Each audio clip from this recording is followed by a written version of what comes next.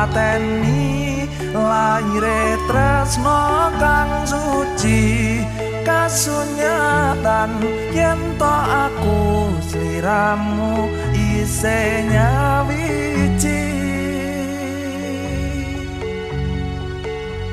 Mas Risan, Mbak Silvi, Sagita, Asolo le.